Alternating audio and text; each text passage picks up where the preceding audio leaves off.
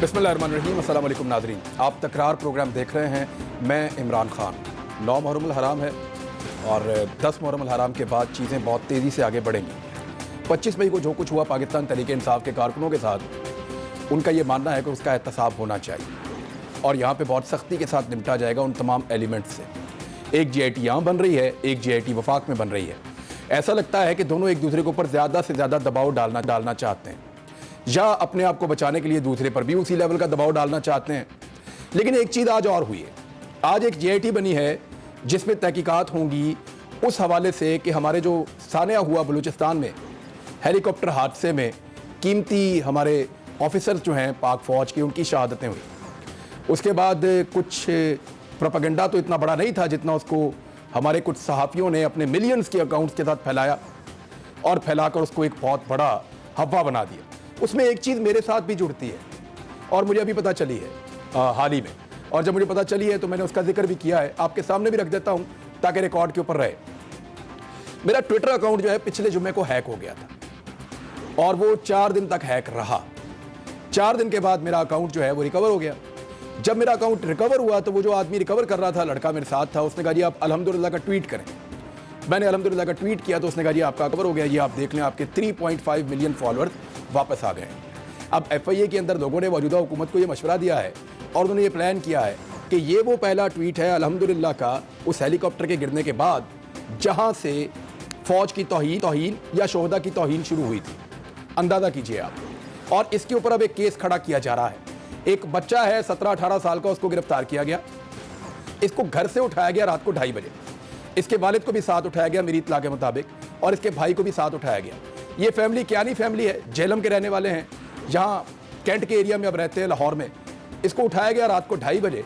इसके वालिद को चलती गाड़ी से उतार दिया गया और वो गिर गया ज़मीन पे, क्योंकि उसने ये बता दिया था कि मैं ब्रेड कैंसर का मरीज़ हूँ और मैं मर जाऊँगा अगर आप मुझे साथ लेकर जाएंगे ऐसे। तो थोड़ी देर के बाद एक और सड़क पे इसके भाई को भी उतार दिया गया और अगली शाम 7 बजे ये बच्चा वापस अपने घर आया।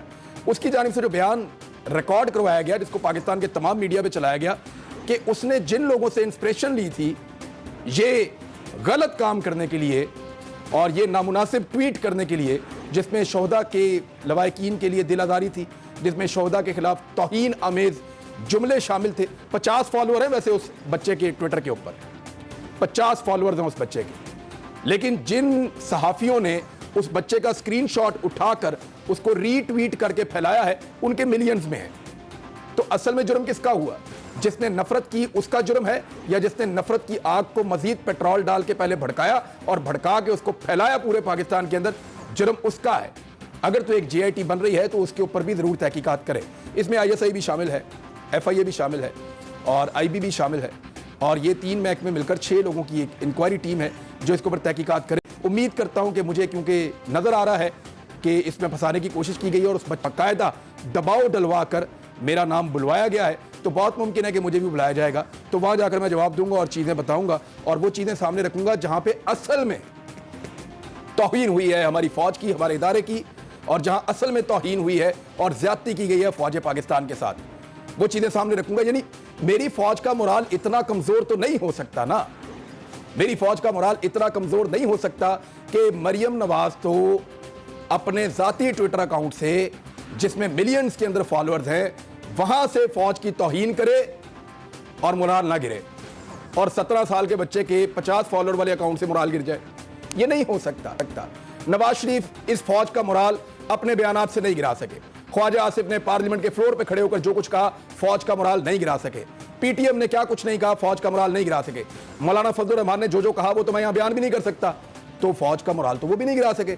तो इतने सारे, इतने बड़े बड़े लोग, इतने तगड़े लोग मिलकर जब मेरी फौज का मोराल नहीं गिरा सकते, तो ये 17 साल का बच्चा किस खेत की मूली है? सवाल तो ये है। हम बातचीत का आगाज करते हैं। मेरे साथ जो मेहमान मौजूद, हबीब अकरम साहब किसी तारुफ के मोहताज नहीं है। बहुत शुक्रिया हबीब भाई ज्वाइन करने के लिए आपका। अजहर काज़मी साहब हमारे साथ मौजूद हैं। अजहर काज़मी साहब बरतानिया में हैं अभी तक और वहाँ से हमें ज्वाइन कर रहे हैं, बहुत शुक्रिया आपका। हमें अली मोहम्मद खान साहब पाकिस्तान तहरीक इंसाफ से ज्वाइन कर रहे हैं, और मैं अली मोहम्मद खान साहब से ही शुरू कर देता हूँ। अली मोहम्मद खान साहब, आज वफाकी वज़ीर दाखिला ने यह कहा कि पाकिस्तान तहरीक इंसाफ ने और इमरान खान साहब की पार्टी ने बाकायदा फ़ौज की जो शोहदा हैं उनकी तौहीन के अंदर अपना किरदार अदा किया है। और वो इसको प्लान के तहत जो है वो साबित करने पर तुले हैं। अब एक JIT बनी है, आपका इस पे मौक़िफ़ क्या है?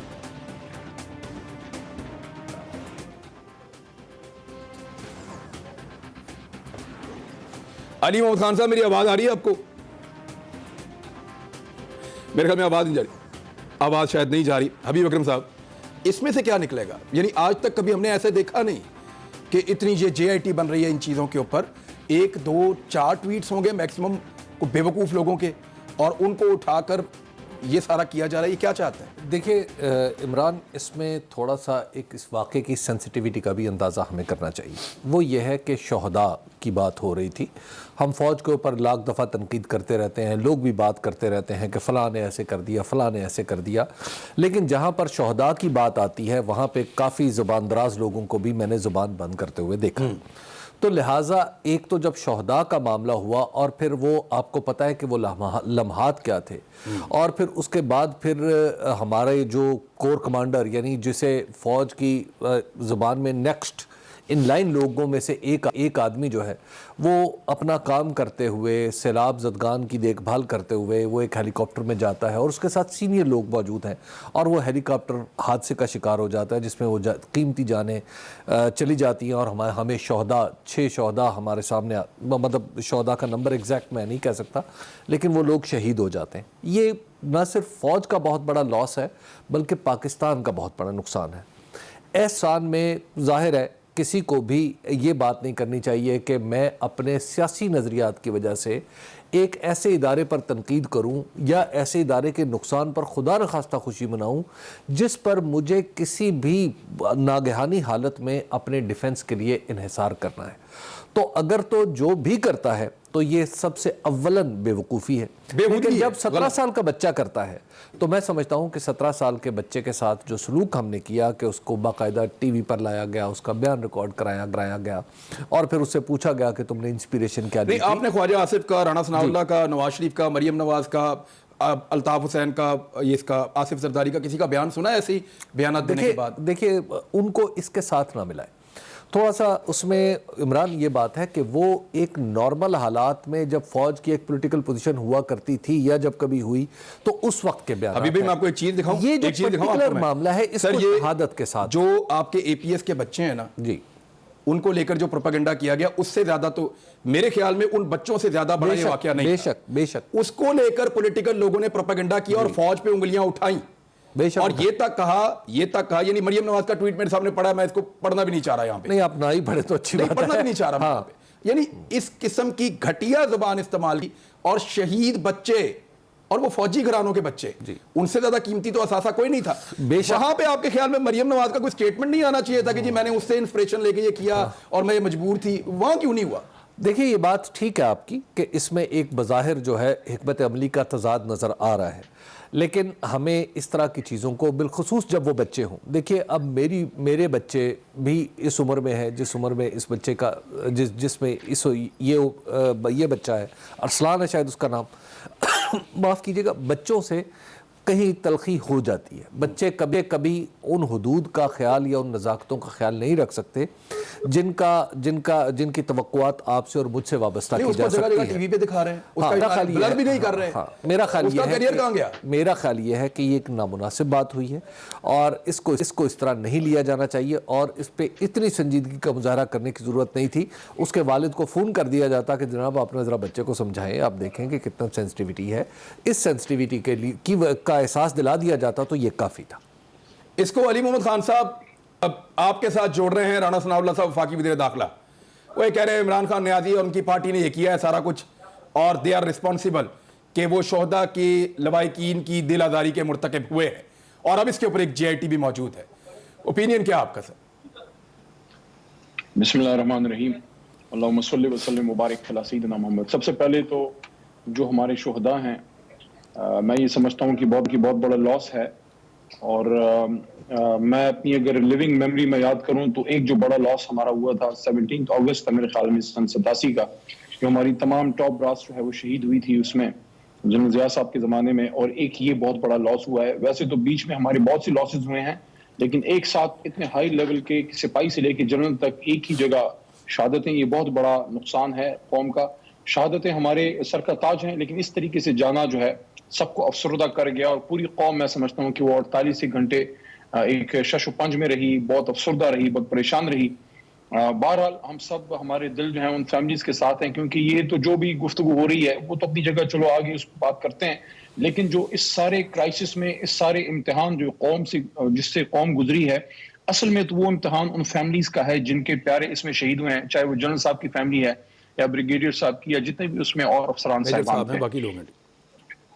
जी, जहां तक इस वाक़े का ताल्लुक है, मैं समझता हूं कि इसको जिसने भी गलत यूज किया है, अगर JIT बनी है ठीक है, लेकिन उसमें अब सबकी तहकीकात होनी चाहिए। और मैं तो ये रेकमेंड करूंगा कि पिछले 4-5-6 सालों में जिसने भी हमारी पाक फौज को सियासी मकासद के लिए एक लेवल से जाके एक बिलो द बेल्ट टारगेट किया है, चाहे हमारी जमात से हो, किसी और जमात से हो, सोशल मीडिया का कोई बंदा हो, बिल्कुल उससे पूछ होनी चाहिए, लेकिन वो अक्रॉस द बोर्ड हो और सबसे होनी चाहिए कि ये एक तरफ हमारी शहादतें हुई हैं, हमारे शहीद पड़े हुए, उनकी फैमिलीज परेशान है, दूसरी तरफ लोगों को, शहीदों को लेके सियासत की पड़ी है। तो इससे गंदी हरकत तो हो नहीं सकती कि आप इस तरह से अगर करेंगे तो फिर कौन जो है मुल्क के लिए जाके शहादतें देगा। तो जो भी उसको पॉलिटिकली मैनिपुलेट कर रहा है वो बहुत गलत कर रहा है। राना सनाउल्लाह साहब ने अगर कोई इल्जाम इस तरह का लगाया है तो सबसे पहले वो अपनी सफों में जाके देखें, क्योंकि मैं तो इस बात पे बड़े फख्र से ये बात करता हूं कि इमरान खान साहब, जब हमारी हुकूमत रात के 12 बजे एक बैरूनी मुदाखलत साजिश के जरिए खत्म हुई, उसके बावजूद भी जब कल इमरान खान साहब ने स्पीच की तो खान साहब ने ये बात कहा कि मेरे से ज्यादा, इमरान खान से ज्यादा इस मुल्क के लिए पाक फौज की जरूरत है। इसको आप कंपेयर करें मियां नवाज शरीफ साहब के उस बयान से कि एक तरफ इमरान खान ये कह रहे हैं कि मेरे से ज्यादा मेरे मुल्क को मेरी फौज की जरूरत है, और दूसरा मियां साहब जो मुल्क से बाहर बैठ के 3 बार का वजीर आजम, जो नाम ले के उन्होंने गुफ्तगू की, वो उनको जेब नहीं देती थी 3 बार के वजीर आजम को। लेकिन अगर JIT बनी है तो बिल्कुल दूध का दूध और पानी का पानी हो जाए कि कौन है जो इन चीजों को लेके तो वो सियासत करता है और हमारी पाक फौज या रियासत के खिलाफ बयानियां बनाता है। और ये बात हम दोबारा कह रहे हैं कि पाकिस्तान तहरीक इंसाफ का वर्कर जो है और तमाम मुहिब वतन पाकिस्तानी, वो बगैर वर्दी के इस मुल्क के सिपाही हैं, तो उन लोगों की मुहिब्बुल वतनी को कोई चैलेंज ना करे। जी, अब अदर आदमी हो क्यों रहा है? आपको क्या इसके बैकग्राउंड में क्या नजर आ रहा है? हो जो रहा है वो तो सबको दिखाई दे रहा है ना, हो क्यों रहा है वो कुछ समझ आ रहा है?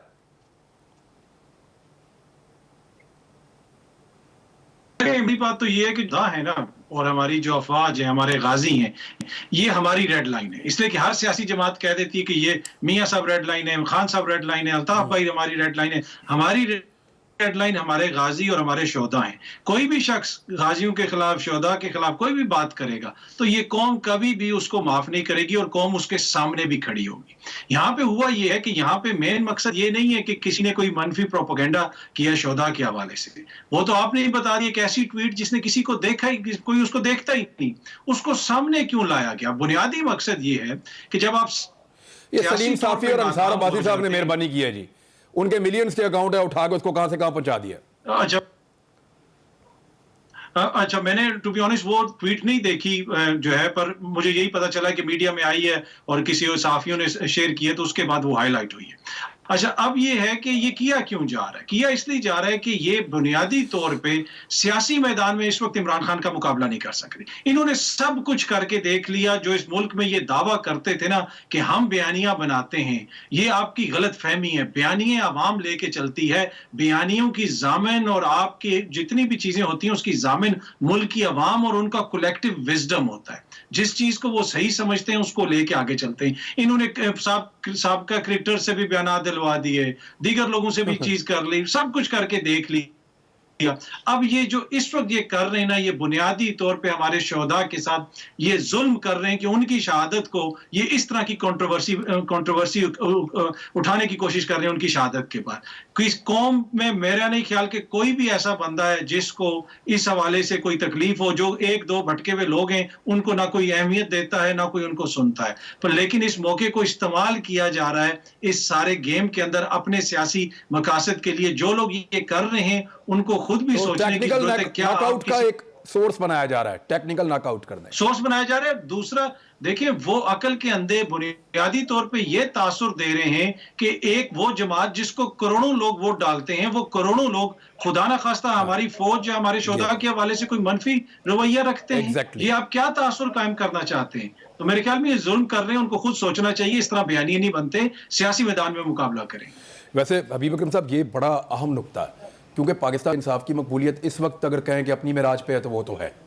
पाकिस्तान में सबसे ज़्यादा इस वक्त जिस लीडरशिप के साथ लोग जुड़े हैं वो इमरान खान है इस वक्त। अब एक ऐसी पॉलिटिकल पार्टी को आप टैग करें कि ये शोहदा की तौहीन कर रही है, तो ये अब शोहदा के लवाहिकीन के साथ ज्यादती नहीं कर रहे सर, कि वो एक इतने बड़े तबके को समझे कि ये हमारे दुश्मन है, हालांकि वो बिल्कुल नहीं है।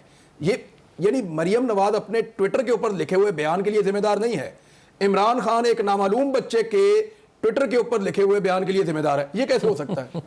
देखिए, पाकिस्तान के अंदर चूंकि हमारे यहाँ जो एक है पॉपुलर पॉलिटिक्स में आपकी बात ये किसी दर्जे में दुरुस्त है कि अभी रिसेंटली जब ज़िमनी इलेक्शन हुआ तो उसमें 15 सीटें जीत के पाकिस्तान तहरीक इंसाफ ने अपना लोहा मनवाया कि अवामी सतह पर उससे मजबूत और तगड़ी कोई जमात नहीं है। एक तो ये बात अपनी जगह फैक्ट है और ये नंबर्स इसको साबित करते हैं। लेकिन at the same time Pakistan की जो पावर पॉलिटिक्स है उसमें आपको पता है कि जब इलेक्शन जीतने के बाद भी कई मराहिल ऐसे हैं जो इक़्तिदार के बीच में आते हैं, जहाँ पे पॉलिटिकल पार्टीज़ को माजी में समझौता करना पड़ता रहा है और माजी के तजुर्बात की रोशनी में ये कहा जाता है कि शायद मुस्तकबिल में भी समझौता करना पड़े। तो दरअसल वहाँ पे जब इक़्तिदार के आने के बाद जहाँ पे मामला तय होने होते हैं, वहाँ पे पाकिस्तान मुस्लिम लीग नून ने बजा तौर पे ये हिकमत अमली इख्तियार की है कि फ़ौज के दरमियान और PTI के दरमियान इतनी गलतफहमी पैदा कर दी जाए कि दोनों एक दूसरे के करीब ना आ सकें। लिहाजा जब दोनों एक दूसरे के करीब नहीं आ सकेंगे तो इमरान खान के बारे में ये तासुर कि ये कल इक़्तिदार में आ जाएंगे, वो तासुर खत्म हो जाएगा, जिसका नतीजा फिर सियासी तौर पर पंजाब में लिया जा सकता है। एक डैमेज हो सकता है। इसमें PMLN कामयाब हो रही है? देखिए, मेरा नहीं ख्याल PMLN इसमें कामयाब हो सकती है। उसकी वजह यह है कि पाकिस्तान के अंदर आप अगर तारीख उठा के देखें तो जो पॉपुलर जमात होती है अल्टीमेटली उसी के साथ कॉम्प्रोमाइजेस होते हैं। एस्टैब्लिशमेंट ऑटोमेटिकली उसके साथ उसके पास जाती है, उसकी वजह पब्लिक है, एस्टैब्लिशमेंट उधर ही उसके साथ। यानी हम एस्टैब्लिशमेंट के बारे में ये नहीं कह सकते कि वो अपोजिट जा रही होती है। आप देखिए कि 1977 से लेके 1988 तक ज़िया-उल हक के दौर में पीपल्स पार्टी गैर एलानिया पाबंदी का शिकार थी, लेकिन जब 1988 का इलेक्शन हुआ तो सबसे पहला समझौता जनरल असलम बेग साहब ने पीपल्स पार्टी के साथ किया। तो ये जब आपकी जो पॉपुलर वेव्स होती है, एस्टैब्लिशमेंट उनके खिलाफ नहीं जाती।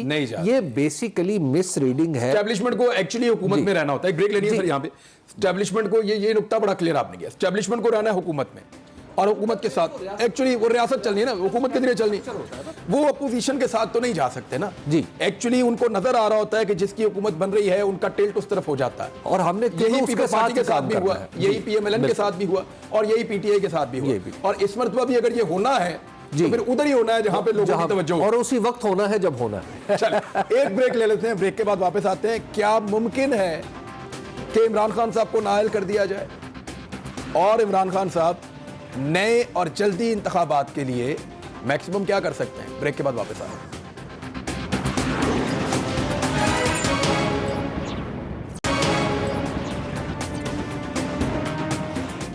वेलकम बैक नादरीन। अली मोहम्मद खान साहब, आप मुझे ये बता दें कि इमरान खान साहब की नाअहली के मामले पे बहुत तेज़ी से आगे बढ़ रहे हैं, बल्कि अब तो FIA की 5 टीमें भी बन गई हैं जो इसके ऊपर तहकीकात कर रही हैं और बड़ी तेज़ी से तहकीकात हो रही हैं। आपके लोगों को बुलाया जा रहा है।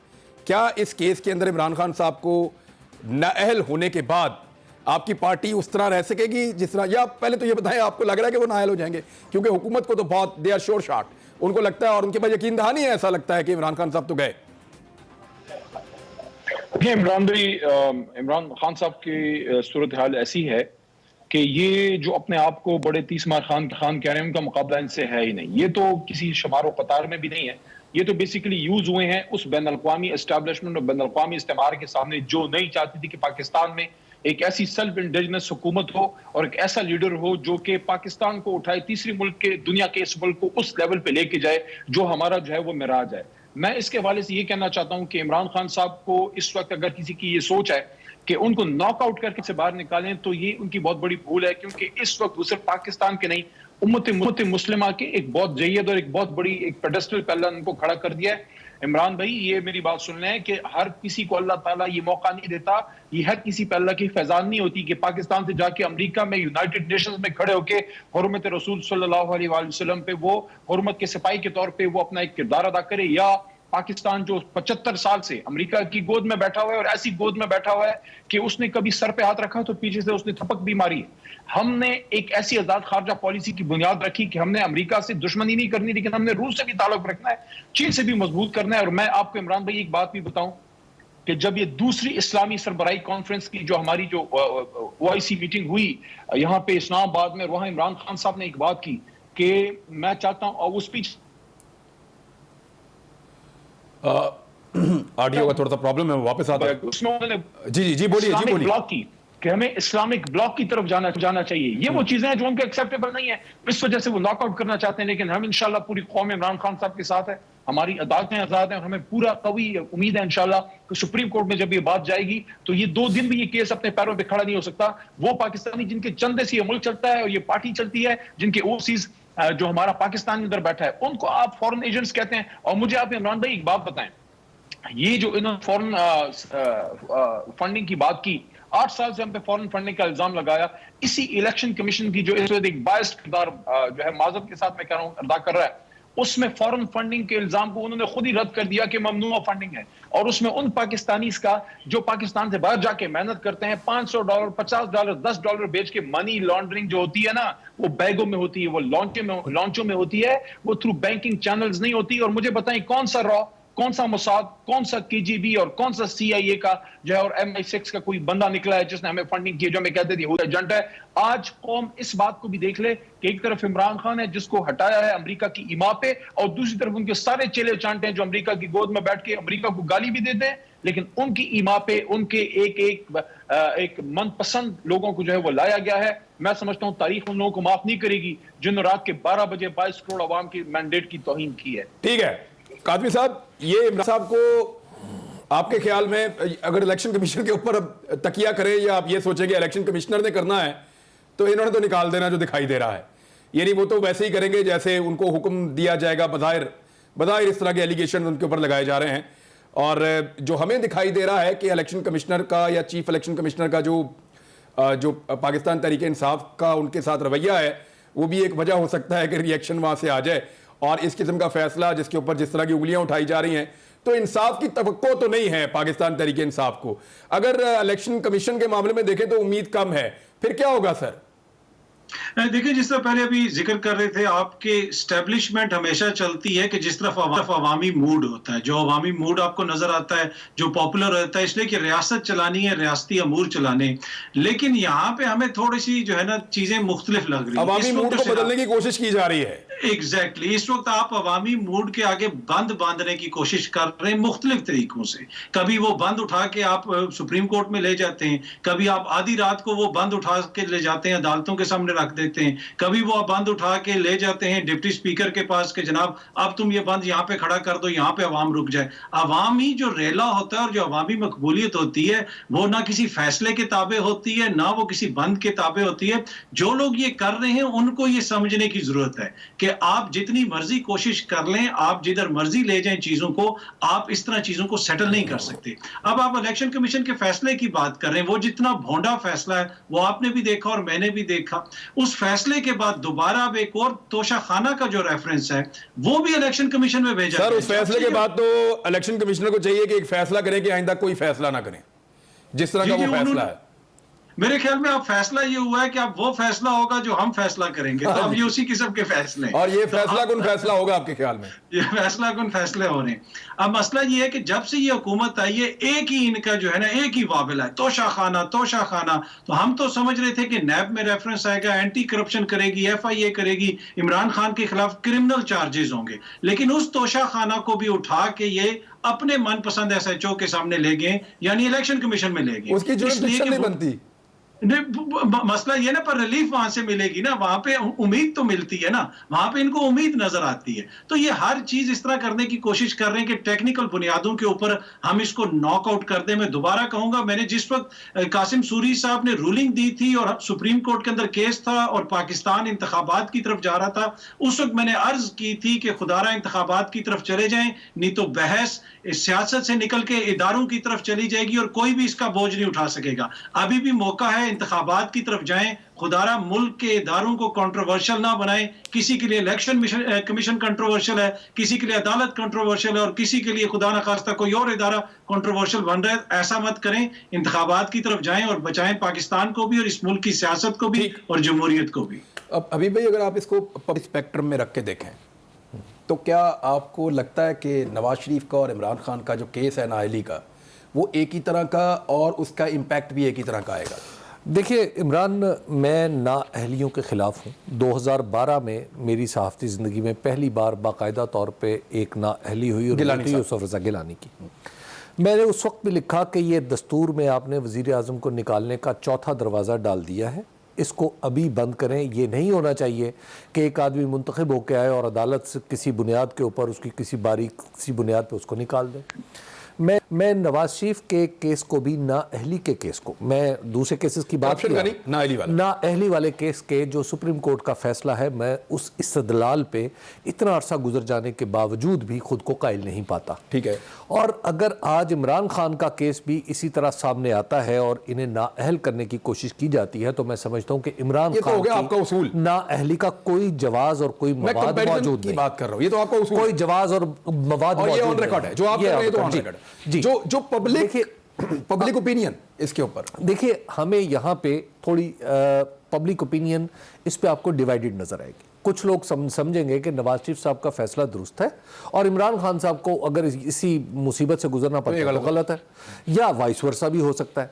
अब बाज़ लोग ये दलील दे रहे हैं कि चूंकि ये मामला नवाज शरीफ साहब के साथ हुआ था तो अब वो इमरान खान के साथ भी हो। देखिए इस पे मैंने बड़ा गौर किया है और मैं सोच समझ के आपकी खिदमत पर अर्ज़ करता हूँ कि नवाज शरीफ साहब के साथ गलत हुआ था, इसका मतलब ये नहीं है कि आप इमरान खान को भी गलत वो इमरान खान के साथ के खिलाफ जो रिएक्शन है वो एक जैसा होगा। नवाज शरीफ के निकालने पे एक रिएक्शन आया। देखिए हाँ, अगर आप इसकी जो पॉलिटिकल रेमिफिकेशन है उसकी तरफ आइए तो मुझे लगता है कि इमरान खान को, अगर इमरान खान के साथ ऐसा होता है कि उन्हें करार दिया जाता है तो पाकिस्तान को उसका ज्यादा बड़ा नुकसान होगा।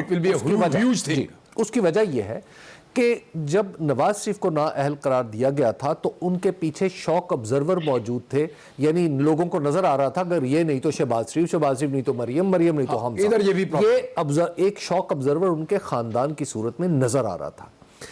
यहां पर ऐसी सूरत नहीं है। एक बयानिया बनाया हुआ था जी कि नाअहल हैं, इन्होंने ये किया हुआ है, करप्शन की हुई है, मनी लॉन्ड्रिंग की हुई है, पनामा आया हुआ है या डॉन लीक्स है, इधर वो सीरीज भी नहीं है। और उस वक्त जब नवाज शरीफ के साथ ये फैसला हुआ तो वो अपनी मकबूलियत के जरा निचली सतहों पे थे। यहाँ पे इमरान खान का जो केस है वो रिवर्स है। एक तो यह है कि इमरान खान को नाअहल करार देने की सूरत में इनका मुतबादिल कोई नहीं नजर आता, वहां नवाज शरीफ का मुतबादिल नजर आ रहा था, नंबर 1।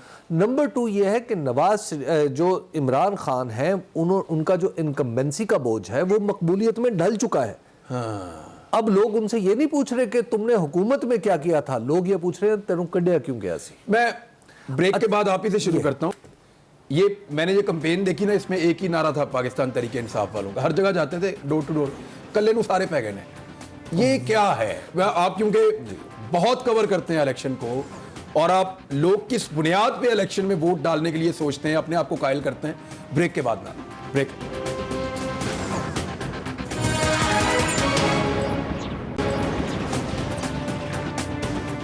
वेलकम बैक नाज़रीन। हबीब अकरम साहब, कल्ले नू सारे पै गए, ये यहाँ पे हमने तो इलेक्शन में ये देखा है। ये क्या है सर, इसकी क्या वैल्यू है? देखिए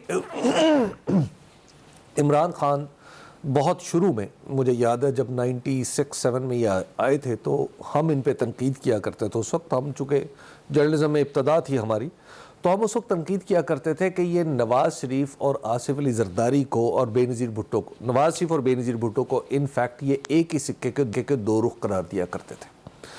अच्छा, उस वक्त हमें थोड़ा ये बुरा भी लगता था, हम समझते थे कि इन्हें पीपल्स पार्टी पे तो हाथ तेज करना चाहिए, लेकिन नवाज शरीफ के मियां ऊपर साहब हाथ वगैरह तेज- ऐसे नहीं। मियां साहब ऐसे नहीं, ये हमारा तासुर था। इन्होंने इस बात खुद को साबित किया, और इन्होंने, आपको याद होगा, ये कहा करते थे मैं एक बॉल से 2 विकेट उड़ाऊंगा। अच्छा, उस वक्त तक भी हमारा ख्याल ये था कि नवाज शरीफ और उनकी पार्टी अलग हैं, और जनाब आसिफ अली जरदारी और उनकी पार्टी अलग है। अब ये सारा मामला चलता रहा, तो अल्टीमेटली हमने ये देखा कि वो जो बात हमने 26 साल 25 साल पहले सुनी थी, तो अब हमारे बच्चे उस उम्र को पहुंच रहे हैं, तो अब देख रहे हैं कि बात तो वो दुरुस्त निकल आई। इमरान खान की वो बात दुरुस्त निकल आई। कम से कम आप भी इसकी गवाही दे सकते हैं, मैं सारे भी रल दे मिल सकता हूं, गए। सारे नहीं, आप देखिए कि सारे का सारा जो वो कहा करते थे एक है, वो सब लोग पीडीएम प्लस पीपल्स पार्टी की सूरत में इकट्ठे हो गए। हाँ। आज आपको नजर आ रहा है कि पीपल्स पार्टी नवाज शरीफ का डिफेंस कर रही है। एग्जैक्टली। और नवाज और पीएमएल-एन जो है पीपल्स पार्टी का दिफा जरदारी करती हुई साहब नजर आ रही है, जरदारी जरदारी साहब साहब का दिफा करती नजर आ रही है। और मौलाना फजलुर रहमान दोनों का दोनों का कर रहे हैं। दिफा और कर ये रहे दोनों मिलकर मौलाना साहब का कर जी, रहे हैं। अब ये चश्मे फलक ने ये नजारा देखना था ना पाकिस्तान में, तो एक तो इसने उस पॉलिटिकल बयानिए से हवा निकाल दी जो इमरान खान साहब के खिलाफ 3 बयानिए काम कर रहे थे, एक्चुअली वो एक हो गए, और इमरान खान साहब का बयानिया अब वो ये कि साबित हो गया। कल्ले को सारे पड़ गए। दूसरा ये इसका है, इम्पैक्ट दूसरा क्या ये है कि वन वर्सेस ऑल, दुनिया में जब भी आप देखें तो हमेशा जो वन होता है वो जीत जाता है, उसको इसका फायदा होता है कि ये तो रहेगा फिर। जी, ये फायदा इमरान खान को। देखिए, इसी वजह से आप आइंदा आने वाले कुछ अरसे में देखेंगे कि इस चीज़ की रेक्टिफिकेशन होगी। जैसे आप देख रहे हैं ना, धीमे सुरों में ये बात शुरू हो गई है, हमें हुकूमत नहीं करने दी जा रही, हमें मुदाखलत की जा रही है, आपस में लड़ेंगे। आहिस्ता आहिस्ता आपस में लड़ाई का तासुर पैदा होगा, ताकि ये वन वर्सेस ऑल का तासुर जो है, जो जिसका फायदा इमरान खान हैं को। सर, लोगों को तो पता चल गया क्या हो रहा है। जी, जाहिर है, जाहिर है। अब हम तो निकाल के दिखाएंगे एक एक क्लिप के जनाब। ये तो ये कह रहे थे। बहरहाल अली मोहम्मद खान साहब, ये आपका जलसा था इस्लामाबाद में परेड ग्राउंड में, फिर सुना आप लोग रावलपिंडी गए, फिर अब आप लाहौर आ गए। सर अब कहीं और ना चली जाइएगा सर, क्या ये चक्कर क्या है सर? तहरीक लब्बैक ने जलसा रख लिया है रावलपिंडी इस्लामाबाद में, तो आप इधर आ गए हैं। ये कोई यानी तहरीक लब्बैक से आप अवॉइड करना चाह रहे हैं, या आपने प्लान खुद तब्दील किया है, या आप एक दूसरे को अकोमोडेट करना चाहते या हैं, अकोमोडेट कर रहे हैं, या आपको लगता है कि आपको फंसाने की एक कोशिश थी तो आप निकल लिए? जी देखिए इमरान भाई, हम किसी किस्म का जो है एक मुठभेड़ नहीं चाहते। हम नहीं चाहते कोई लॉ एंड ऑर्डर के मसले हों। हम ये भी नहीं चाहते कि ऐसा कोई माहौल हो कि सब ही पाकिस्तानी हैं, जिस भी जमात का कोई वर्कर निकलता है, आपका तो उनकी लीडरशिप की पॉलिसी एग्जैक्टली। 14 अगस्त की रात जो है मीनार पाकिस्तान है, लाहौर है, तो वहाँ हॉकी स्टेडियम में लाहौर में हमारा एक फैसला हुआ है कि वहाँ इंशाल्लाह एक बड़ा इज्तिमा होगा। वैसे जबरदस्त फैसला इसलिए भी है कि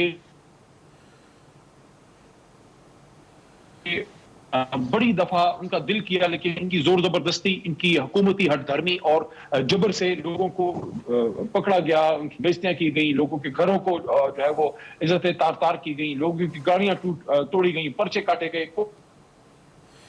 तो लाहौर में शायद इसलिए आप लोग जा रहे हैं, थोड़ा सा आपका ऑडियो में 9 मुहर्रम हराम की वजह से थोड़ा हमारा सिग्नल्स का इशू हो रहा है मेरे ख्याल में, और उस वजह से हम सुन नहीं पा रहे प्रॉपर।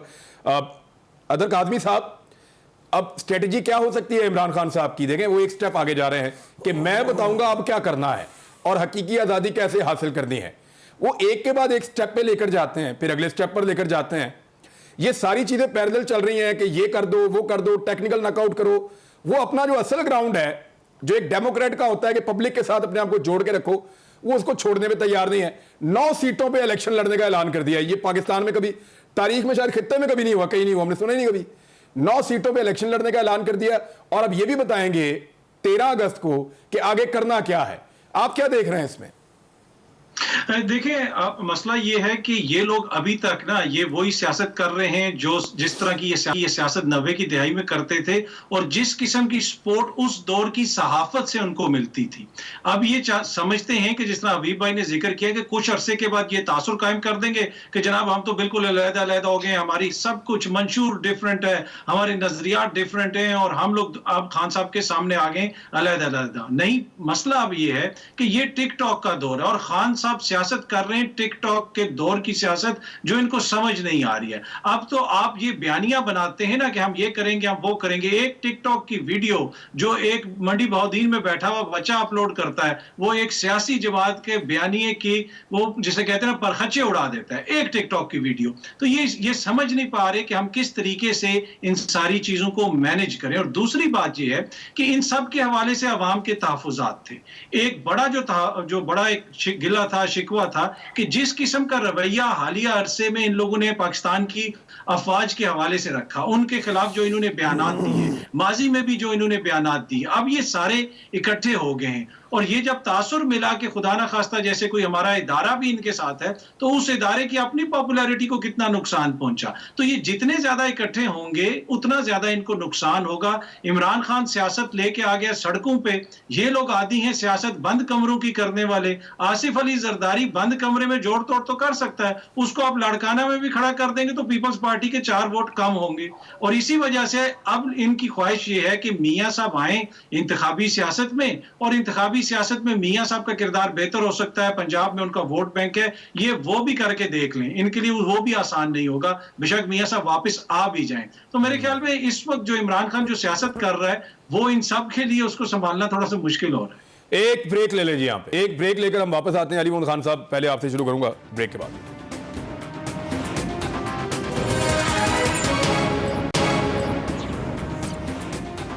वेलकम बैक नादरीन। अली मोहम्मद खान साहब करेंगे क्या, अब ऐलान क्या करेंगे इमरान खान साहब, क्योंकि वो कौन सा रास्ता है जिससे आप जल्दी इलेक्शन की तरफ ले जाएं पाकिस्तान को, क्योंकि आपको तो चीफ इलेक्शन कमिश्नर भी तब्दील करना है, बहुत सारी चीज़ें हैं जो डिस्कस होनी है। अगर जल्दी करना है, 1 महीने का आपने अल्टीमेटम भी दिया है, क्या चल रहा है आप लोगों के दिमाग में, कितना प्रेशर बढ़ा पाएंगे?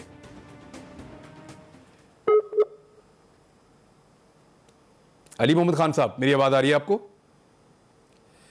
लाइन ड्रॉप हुई है जी सर, प्रेशर बना पाएंगे? देखिए, इमरान खान प्रेशर बना चुके हैं। हाँ ठीक है। अब अगर आप ये देखिए उसको यूटिलाइज कैसे करना जी, आपका सिस्टम जो है वो नहीं चल रहा, और सिस्टम को आगे चलने के लिए इलेक्शन की ज़रूरत है। और फिर दूसरी बात इमरान, आप ये देखिए कि हमारा कॉन्स्टिट्यूशन है ना, उसकी स्कीम इस तरह, उसमें अगरचे हमारे कॉन्स्टिट्यूशन में कुछ लैक्यूनाज हैं जिन पे जिनकी मौजूदगी मैं समझता हूँ कि वो गलत है, लेकिन एट द सेम टाइम हमारा सिस्टम कहता है कि जब आपको अबहाम आ जाए, यानी इवन हुकूमत सोचे कि कोई बड़ा काम करना है, तो वो रेफरेंडम की तरफ जाए। किसकी तरफ जाए? अवाम की तरफ। एग्जैक्टली।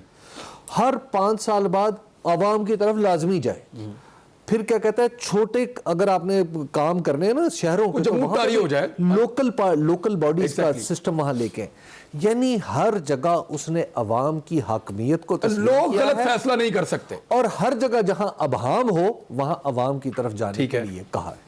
तो लिहाजा इस वक्त अबहाम है हमारे यहाँ कि सबसे बड़ी पार्टी तो पार्लियामेंट से बाहर है, और छोटी छोटी पार्टियों का मजमुआ जो है बन के, ये हो सकता है दस्तूर की जरूरत तो पूरी कर रहा है, लेकिन सियासत की और कौमी जरूरत पूरी नहीं कर रहा। हाँ। आपने छोटी छोटी पार्टियां मिला के आपने क्या किया कि एक मुतंजन बना के आपने उसको हुकूमत दे दी। अब इस हुकूमत आपका काम तो चल रहा है लेकिन मुल्क का नहीं चल रहा। तो लिहाजा इस अबहाम का नेचुरल तकाजा है कि इलेक्शन हो। अब अगर इमरान खान कुछ भी नहीं करते, वो 2-4 जलसे ही करते रहते हैं, तो मेरा ख्याल है इलेक्शन हो जाएंगे। और अगर ये 9 हलकों वाला इलेक्शन वो लड़ लेते हैं, लड़ के वो जीत जाते हैं, तो फिर आप यकीन करिए उन्हें अगला बयान देने की जरूरत नहीं होगी, सब कुछ खुद ब खुद इलेक्शन की तरफ चला जाएगा। वैसे ये तो इतना यकीन तो इमरान खान को भी नहीं अपना इलेक्शन जीतने पे जितना उनके मुखालिफिन को, और अगर वो अभी से बजट बना के बैठे हुए कि इतने पैसे जाया हो जाएंगे, और अगर ये 9 के 9 जीत गए और अगर ये इलेक्शन हार गए तो फिर उनकी सियासत पे आखिरी प्रोग्राम भी आप और मैं ये भी हो सकता है। अली मोहम्मद खान साहब, कैसे ये जो प्रेशर आपने बनाया हुआ है इसको कैसे यूटिलाइज करेंगे, यानी आप 13 तारीख के बाद क्या करेंगे? मैं अर्ज करता हूं, देखिए सबसे इमरान खान साहब की स्ट्रेंथ क्या है? इमरान खान की स्ट्रेंथ अल्लाह के बाद जो है अल्लाह की मखलूक है, अवाम है। आप अपनी बात में आपकी बात बताता हूं, आपने क्या जुर्म किया था जो आपको इतने बड़े मुश्किलात से गुजरना पड़ा? आपने हक की बात की है। देखिए इमरान खान साहब, मुझे एक बात बताएं इमरान भाई, मैं इमरान खान साहब के अपने चेयरमैन की बात कर रहा हूं। ये भूल जाएं कि इमरान खान पे हमला था, वो हमला पाकिस्तान पे था। उस वक्त उस सीट पे इमरान खान एज अ वजीर आजम बैठे हुए थे, जब एक इंतहाई हाई लेवल की जो आपकी सिक्योरिटी कमेटी ने 2 दफा, एक हमारे नीचे और एक शहबाज शरीफ जो इंपोर्टेड पीएम है उनके नीचे ये फैसला कर दिया और ये बता दिया कि ब्लेटेंट इंटरफेरेंस हुई। What is blatant interference? आपके मुल्क पे क्या सिर्फ वो हमला होता है जब जहाज क्रॉस करता है, या जब टैंक गुजरता है, या जब बम फटता है किसी खुदकुश का, या वो भी हमला होता है जब 22 करोड़ का वजीर आजम जो है उसको एक बैरूनी मुदाखिल से हटा दिया जाए? आपकी क्या रिस्पॉन्सिबिलिटी थी, मेरी क्या थी, उन अदारों की क्या थी, तमाम मुल्क के लोगों की, 22 करोड़ आवाम की क्या रिस्पॉन्सिबिलिटी थी? क्या इमरान खान अपनी जाती जंग लड़ रहा था जब वो कह रहा था कि एब्सोल्युटली नॉट? तो क्या वो बनी गाला में कोई अपनी जमीन देने से इनकार कर रहा था? वो पाक सरजमीन को बैरून मुल्क जो है उनको देने से इनकारी था कि मेरे मुल्क से, मेरे बॉर्डर पार जो है कोई ड्रोन नहीं उड़ेगा और कोई जो है यहां से कोई जहाज नहीं उड़ेगा, कोई अफगानिस्तान किसी मुल्क पे पाकिस्तान से हमला नहीं होगा। जब वो सीरत नबी सल्लल्लाहु अलैहि वसल्लम की बात कर रहा था, जब वो आजाद खारजा पॉलिसी की बात कर रहा था, वो अपने असासे नहीं बढ़ा रहा था। इमरान भाई, वो आपकी और आपकी जो जितने हमारे मेहमान हैं और जो आपकी सारी ऑडियंस सुन रही हो, तमाम पाकिस्तानियों की जंग इमरान खान लड़ रहा था। तो जब वो जंग लड़ रहा था और उस पर बाहर से एक इंटरफेरेंस हुई, तो हम सब पाकिस्तानियों की 12 करोड़ आवाम की क्या रिस्पॉन्सिबिलिटी थी? क्या अपने वजीर आजम के सामने अकेला छोड़ देते या हम उसके साथ खड़े होते? इसलिए पूरी कौम आज इमरान खान के साथ खड़ी हो रही है और निकल रही है। रीजन इज, लोगों को पता चल गया है कि उनका सर लीडर कौन करेंगे है। क्या और इस सारे इसको मामले में कन्वर्ट कैसे करेंगे कि फॉरेन इलेक्शन हो जाए? अवाम की ताकत से हम बार बार निकलेंगे, हर बार निकलेंगे। वो क्या अल्लामा इकबाल का शेर है कि पलटना झपटना, झपट कर पलटना, लहू गर्म रखने का है एक बहाना। परिंदों की दुनिया का दरवेश हूं मैं कि शाही बनाता नहीं आशियाना। इमरान खान ने बंगले शंगले नहीं बनाने, ना उसने बाहर प्रॉपर्टियां लेनी है। उसको अपनी कब्र की जगह भी मालूम है और उसको पाकिस्तान का मुस्तकबिल भी मालूम है, और हम भी इसीलिए उसके साथ हैं। उसकी मोहब्बत में गिरफ्तार नहीं है, इस झंडे की मोहब्बत में इमरान खान के साथ हैं। काज़मी साहब, जल्द इलेक्शन के लिए मैंने इमरान खान साहब से एक सवाल किया था इंटरव्यू में वाले दिन, तो मुझे उन्होंने जो जवाब दिया था इमरान खान साहब ने, उन्होंने ये फरमाया था कि इस हुकूमत की नीयत लगती है, और फिर मुझे उनसे बातों में अंदाज़ा हुआ कि वो शायद एक्सपेक्ट कर रहे हैं कि 2023 तक हो जाएगा। फिर उन्होंने सहाफ़ियों से मुलाकात की, उन्होंने कहा जी इसी साल इलेक्शन होगा। ये कोई कन्फ्यूजन है या आपको लगता है कि अब इमरान खान को उतनी जल्दी नहीं है, क्योंकि जितना वक्त गुजर रहा है, ये जो इस वक्त पाकिस्तान में हुकूमत है, इनके साथ मजीद बुरे से बुरा होता चला जा रहा है? देखिए, अच्छा, इसमें इशू क्या है? इशू ये है कि इस वक्त जो लोग इक्तदार में हैं, इनका सबसे बड़ा अलमिया ये है कि अपने सियासी ज़ोम में, तकब्बुर में, इन्होंने इमरान खान को कभी सियासतदान माना ही नहीं। उसको ये सियासतदान मानने से अभी तक इनकारी है। आप देख लें पंजाब के अंदर जिस तरीके से खान साहब ने इनको हराया, अब 9 नशिस्तों के ऊपर उसने चैलेंज दिया है। वो कह रहा है कि आओ मेरे सामने लड़ो, सारी नशिस्तों के ऊपर करें मौलाना फजल रहमान साहब को सामने खड़े, लियारी में खड़ा खैबर पख्तूनख्वा वाली लड़ लें फजल रहमान साहब, और ANP के असमद यार वली साहब लड़ लें, जी असमद यार वली, अवैस नूरानी साहब लड़ लें, वहां वो लड़ लें, और कराची के अंदर जरदारी फैमिली लड़ ले, उनकी एक नई बेटी है, उनको उन्होंने टेस्ट करना, उनको भी लड़ा लें। लियारी का तो सीट उनका अपना है, और पंजाब में शरीफ खानदान लड़ दे, सफदर साहब के बेटे को भी लड़ा लें। बिल्कुल, और एक ही इंतखाबी निशान के ऊपर ये लड़ें। अब ये लड़ रहे क्यों नहीं है? ये वही वजह है कि जो हम इंतखाबात की तरफ जाने की जब बात करते हैं, इंतखाब तो इस वक्त इनको अपनी मौत नजर आता है। ये अवामी सियासत नहीं कर सकते हैं, ये बंद कमरों की सियासत करते हैं, ये जोड़ तोड़ करके एस्टेब्लिशमेंट से डील्स करके हुकूमत में आ सकते हैं, लेकिन इंतखाबात में जाएंगे तो इनको मौत नजर आ रही है अपनी। तो इस वजह से इनकी पूरी कोशिश है, और इनके जो बैकर्स हैं उन्होंने इनको तसल्लियां दी हुई हैं कि हम इंतखाबात नहीं करवाएंगे, आप 2023 तक चलाएं। 2023 के बाद भी अगर इमरजेंसी लगा के या कानून या आइन में जो इजाजत है 5-6 महीने, हम उसको आगे बढ़ा सकते हैं। अब ये इंतखाबात इस वक्त किस सूरत में जाएंगे? ये एक सूरत में जाएंगे जल्दी, ये इमरान खान को नाअहल करेंगे, उसके बाद साथ ही ये इंतखाबात का ऐलान कर देंगे, अब इमरान खान अपीलें करता रहेगा और साथ साथ ये इंतखाबात की तरफ चले जाएंगे। ये एक मुझे रास्ता नजर आता है जल्दी इंतखाबात की तरफ जाने का। अब खान साहब इसी तरह प्रेशर डाल सकते हैं जिस तरह वो डाल रहे हैं। वो 9 नशिस्तों पे कह रहे हैं आ जाओ मैं खड़ा हो जाऊंगा। वो लोग जिनकी निहारियां हेलीकॉप्टरों पे आती थी, उनके सपोर्टर्स और उनके वकील मीडिया पे आप बैठ के कह रहे हो इंतखाब होगा तो बड़ा खर्चा हो जाएगा।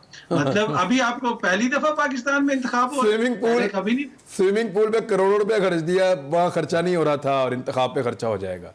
वैसे हैरत हो रही है, अभी 60 करोड़ रुपया सिर्फ एक सजावट के ऊपर वो शहबाज गिल दिखा रहा था यहाँ पे लगाया पंजाब में, तो वहां खर्चा नहीं हुआ। ये तो अजीब चीज है कि इलेक्शन पे हो जाएगा। अच्छा, वैसे अगर ये कह रहे हैं कि इलेक्शन पे इतना खर्चा हो जाएगा, तो इसका मतलब है इनको पूरा यकीन है कि 9 की 9 सीटें इमरान खान जीत जाएगा। इनको भी पूरा यकीन है और इनके जो मीडिया में और अदालतों में वकील हैं उनको भी पूरा यकीन है। खर्चा क्या हुआ है, असल में ये लोग सियासी तौर पे खुद खर्च हो गए और अब इनको समझ नहीं आ रही है, तो अब ये मुख्तलिफ बहाने बना रहे हैं। लेकिन खान साहब के लिए एक जो उनको थोड़ी सी जल्दी अब नहीं है, उसकी बुनियादी वजह पंजाब में उनके पास हुकूमत है, KPK में उनके पास हुकूमत है। जो लोग ये कह रहे हैं ना आप पंजाब असेंबली तोड़ दें, वो सबसे बड़ा इस वक्त रॉन्ग डिसीजन होगा, इसलिए कि सेंटर से हुकूमत वहां पे लगा देगी गवर्नर राज, वो इंतखाबात ही नहीं करवाएंगे। जिस तरह 11 उन्होंने इस्तीफे मंजूर कर लिए यहाँ पे, इसलिए कि यहाँ पे कोई आइन और कानून के मुताबिक टू द बुक तो कोई नहीं चल रहा। तो इसी वजह से खान साहब की कोशिश है कि इनके ऊपर प्रेशर डाल के रखा जाए और फिर ही हम इंतखाबात की तरफ जाएं। पर मुझे नहीं लगता कि ये इतनी जल्दी इंतखाबात के लिए राजी होंगे अनलेस ये खान साहब को नायल कर दें।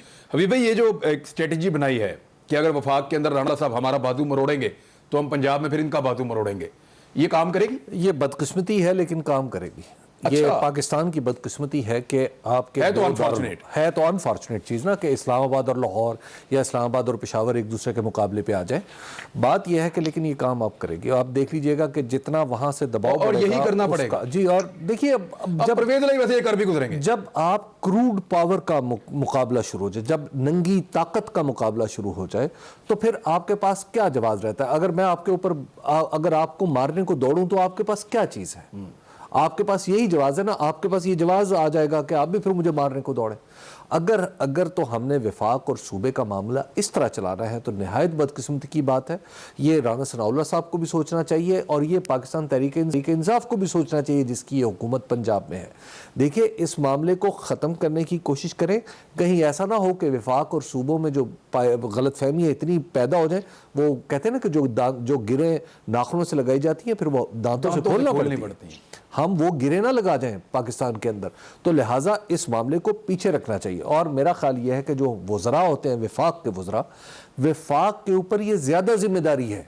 नहीं, अभी आप ये देखें कि लेके चलना अपने नज़ीर चौहान साहब के हवाले से एक ट्वीट भी किया शहबाज गिल ने कि उनकी फैमिली की कोई खातून जो है वो किसी PTI के घर गई और जब इमरान खान को पैगाम मिला तो उन्होंने कहा यार फ़ौरन सुलह करें और बात ख़त्म करें और जो ये मांगते हैं वो इनको आप दे दें।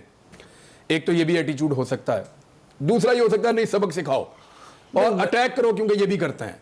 ये तो खराबी से खराबी पैदा करेगा। एक मामला है पॉलिटिकल अटैक का जो एक दूसरे के ऊपर जाहिर रखा जाएगा, लेकिन जहां पे बात एडमिनिस्ट्रेटिव और इंडिविजुअल्स पे आ जाए तो वहां पर मेरा ख्याल है कि ऐसा नहीं करना चाहिए। देखिए, बात यह है कि आप क्या तस्वुर, मैं ये तस्वुर नहीं करना चाहता कि पाकिस्तान के किसी बड़े लीडर को, खा वो नवाज शरीफ हैं, शहबाज शरीफ हैं, खा वो इमरान खान है, कि उनके हाथ में कोई हथकड़ी या उनकी तरफ कोई बंदा उनके साथ कोई बदतमीजी से बात भी करे। देखिए, ये हमारे मोहतरम लीडर हैं, लोग इनको चाहते हैं। आज आप इमरान खान को रिडिकुल करके आप किसकी इज्जत में इजाफा करेंगे? क्या आप पाकिस्तान की इज्जत में इजाफा करेंगे? नहीं। इसी तरह सूरत हाल है राना सनाउल्लाह साहब की। राना सनाउल्लाह साहब जो ज़बान इस्तेमाल करें इमरान खान के ख़िलाफ़, वो पॉलिटिक्स में तो जेब देती है, वज़ीर दाखिला को जेब नहीं देती। हाँ, कि जब आप कहेंगे कि हाँ हमें अब पता चला फ़लाँ इतना चोर है, हमें ये पता चला, और फिर आप रियासती मशीनरी को सबूत इकट्ठा नहीं, पता नहीं क्या इकट्ठा करने पे लगा देंगे कि FIA जो है एक और दौड़ पड़ेगी। इमरान खान की गिरफ्तारी की बात हो रही थी, मैं अभी चेक कर रहा था, इस्लामाबाद के बाद तो जेल ही कोई नहीं है, कहाँ रखेंगे? एग्जैक्टली कोई जेल नहीं है। देखिए, ये पंजाब की जेल में लाएंगे, ये क्यों रखेंगे? KP ले जाएंगे, वो क्यों रखेंगे? बात यह है कि इमरान खान की गिरफ्तारी की नौबत ही क्यों आए? इमरान खान कह तो रहे हैं ना, नहीं, इमरान खान ने ऐसा क्या किया है जिसकी बुनियाद पे वो गिरफ्तार हो गए? मतलब क्या उनके ऊपर सर किया तो मैंने भी कुछ नहीं था, मैं भी अरेस्ट हो गया था। नहीं, चले आप और मैं तो गरीब लोग हैं ना, ठीक है ना, हम तो चलो गिरफ्तार हो सकते हैं, लेकिन आप तो बिलखुसूस माशाल्लाह। अली मोहम्मद खान साहब गिरफ्तारी होती है तो क्या करेंगे, बता दें, टाइम कम है। देखिए, मैं नहीं समझता कि ये ऑप्शन है कि इमरान खान साहब को आउट करना या उनको गिरफ्तार करना। ये बेसिकली फिर इस जमहूरियत से ही, इस जमहूरियत के घर कोई आग लगाने के मुतरादिफ है कि अगर आप 22 करोड़ के अवाम को बगैर किसी वजह के गिरफ्तार करेंगे, आप क्या समझते हैं 22 करोड़ अवाम जो है वो आराम से बैठ जाएगी। एक ऐसी जमात जिसकी इस वक्त भी 400 जो है रियासती इकाइयों में हुकूमत है, खैबर पख्तूनख्वा, पंजाब, गिलगित बल्तिस्तान और आज़ाद कश्मीर का जो एक खास इलाका है, वहाँ तहरीक इंसाफ की हुकूमत है। क्या तो फिर कर सकते हैं? आपको लगता है कि आप कह रहे हैं इस्लामाबाद में जेल नहीं है, नजरबंदी का ऑप्शन तो मौजूद है। चलें, वो इतना बड़ा ऑप्शन नहीं। अब तक के लिए इतना ही। नाज़रीन, मुलाकात होती है कल एक नए प्रोग्राम के साथ। अपना ख्याल रखिएगा। अल्लाह हाफ़िज़।